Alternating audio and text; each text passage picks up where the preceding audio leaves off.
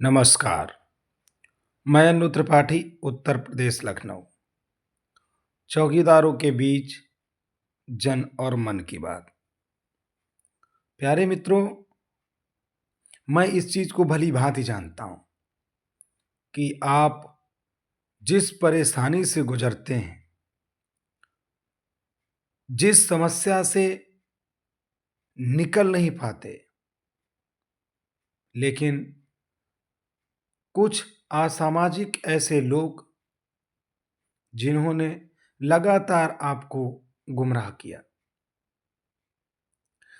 आज इस जनमन की बात में आपको एकदम सटीक जानकारी देने जा रहा हूं।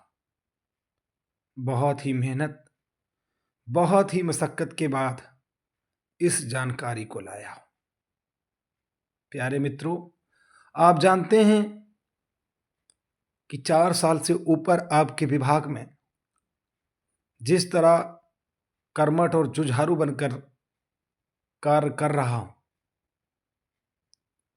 एक आपके परिवार का एक छोटा सा हिस्सा बनकर आपके लिए लड़ रहा हूं,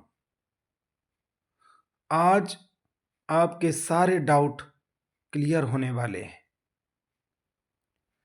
आप बहुत ज्यादा कंफ्यूजन में रहते हैं कि हमारा विभाग किसके अंतर्गत आता है, हम संविदा में आते हैं कि नहीं आते हैं।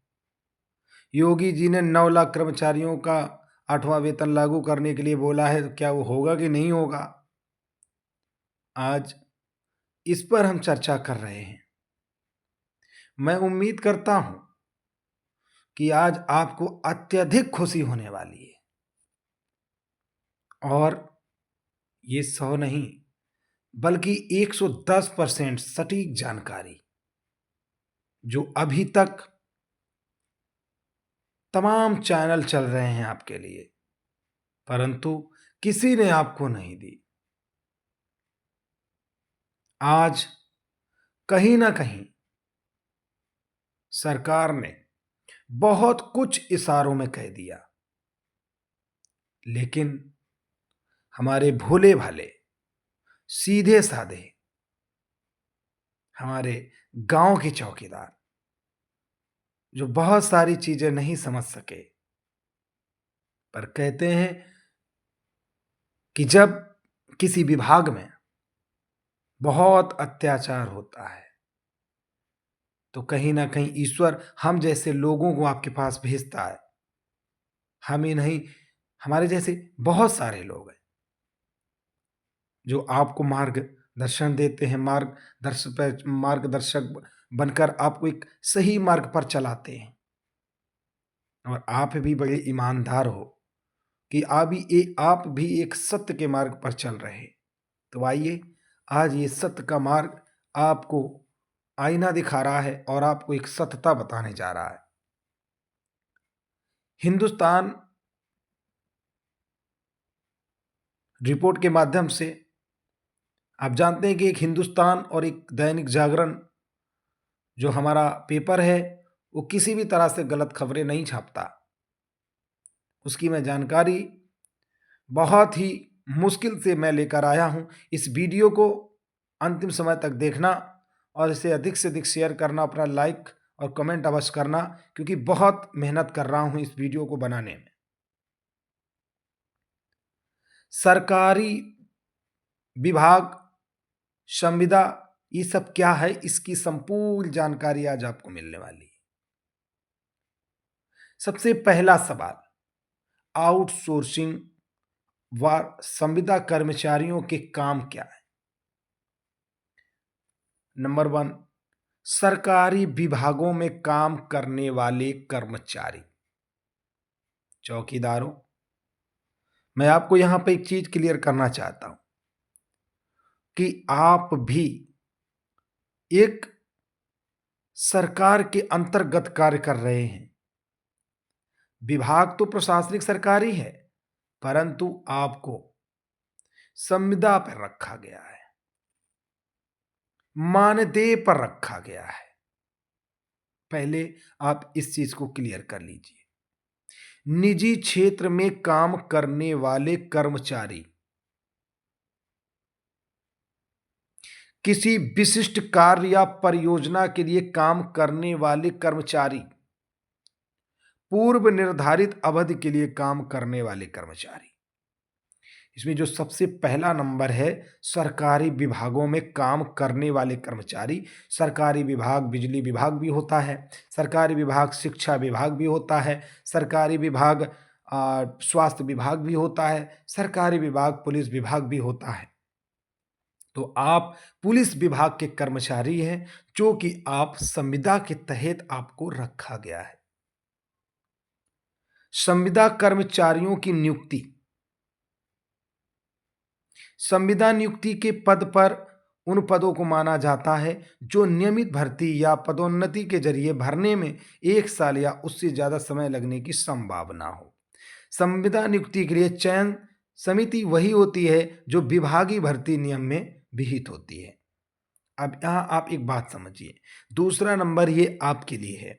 दूसरा नंबर ये आपके लिए इसलिए है कि जिस तरह से सरकारी विभाग में किसी न किसी अधिकारी के माध्यम कर्मचारियों की भर्ती होती है, उसी तरह से ही जिला अधिकारी के द्वारा आपकी भर्ती की जाती है। तो आपके मन में एक डाउट क्लियर हो गया होगा कि मैं क्या हूं क्या नहीं हूं। अब हम एक बात और क्लियर करना चाहते हैं, संविदा कर्मचारियों के लिए योजनाएं।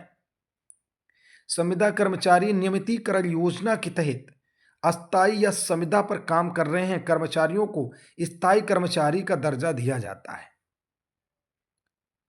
यानी ये कार्य बहुत पहले होना था, परंतु सरकारों ने आपको इस्तेमाल किया, आपको स्थायी नहीं किया, आप अस्थायी पे चल रहे हैं, जबकि आपको स्थायी होना था। स्थायी मतलब आप समझते हैं, परमानेंट, यानी आपकी ड्यूटी जैसे रेगुलर लगती है उस तरह से लगनी चाहिए थी, परंतु नहीं किया गया।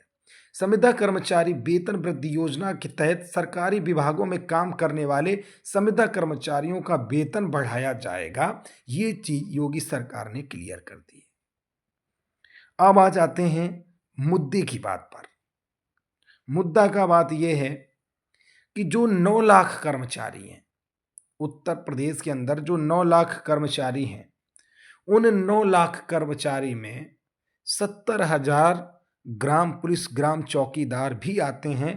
पहले आपको एक चीज क्लियर कर दूं, सबसे पहले आप कहीं से भी रिपोर्ट निकलवाइए, कहीं भी पता करिए कि 9 लाख जो कर्मचारी हैं जो कि संविदा आउटसोर्सिंग के अंतर्गत आते हैं, वो आप भी उसी में आ रहे हैं। तो ये चीज सरकार ने क्लियर कर दी है। न्यूनतम मानदेय 16 से 20,000 तक मिलेगा। संविदा कर्मियों की भर्ती के लिए आउटसोर्सिंग निगम बनाया जाएगा। जी हाँ, ये आप सही सुन पा रहे हैं, क्योंकि यहां पर आपका सीधा बदलाव दिख रहा है। बदलाव ये दिख रहा है, जिस तरह से जिलाधिकारी के माध्यम नियुक्ति होती थी, इस तरह से जो एक निगम बनेगा, हो सकता है कई सालों से आपकी नियुक्तियां जो नहीं हो रही, उसकी वजह भी यही है कि सरकार की मंशा थोड़ी अलग है। सरकार ये चाहती है कि अब कोई भी अगर संविदा कर्मी भर्ती हो तो उसका एक निगम हो, उसका एक विभाग हो कि भाई आप इस के माध्यम से, यानी एक कंपनी हो। जैसे पीआरडी वगैरह में एक अभी कंपनी चल रही युवा कल्याण करके, तो ऐसे एक कंपनी का निर्धारण हो, एक कंपनी बनाई जाए।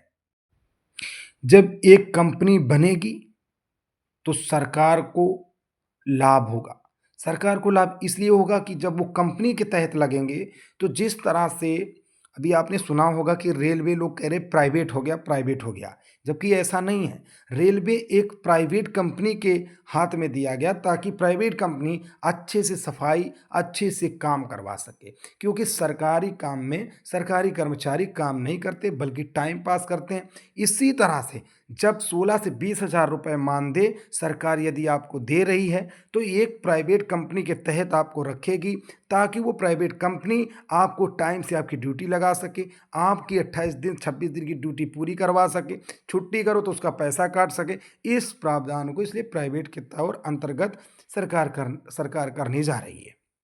यहाँ पर एक चीज़ क्लियर कर दिया है मैंने आपको कि यहाँ पर सीधे आपको 16 से 20,000 मिलने वाले हैं, लेकिन यहाँ इसलिए लगा रहा हूँ क्योंकि ये 8वां वेतन के अंतर्गत आएगा, जो कि 2026 से लागू होगा। इसकी जो रिपोर्ट है ये अप्रैल से इसका प्रोसीजर शुरू हो जाएगा और ये 2026 में लागू हो जाएगा। पहले एक चीज़ आप क्लियर कर लो। अब मेरी बात समझना, कई बार क्या होता है कि सरकार चुनाव को देखते हुए भी कहीं ना कहीं ऐसे बड़े वादे कर देती है, इसलिए हमें किसी भी तरह से अभी गुमराह नहीं होना है। जो खबर हम दे रहे हैं, जो न्यूज़पेपर दे रहे हैं, जो सरकार बोल रही है, उसी आधार पर आपको चलना है। लेकिन ये सोच कर नहीं बैठना है कि अब हमारा वेतन बढ़ ही जाएगा और हम बैठ जाएं। क्या होता है, कई बार सरकारें चुनाव को लेकर ये सब चीज़ें वायरल करती हैं, बाद में तब तक चुनाव आ जाता है, लोग इंतज़ार करते हैं कि चलो अब की बार नहीं तो अब की बार हो जाएगा, जिस वजह से हमेशा लॉलीपॉप भी मिलता है। इसलिए आपसे मैं अपील करूँगा, निवेदन करूँगा कि कृपया करके अभी गुमराह नहीं होना है। ये काम तो होगा, अगर सरकार ने कहा है तो होना तय है, परंतु हमें अभी शांत बैठना है।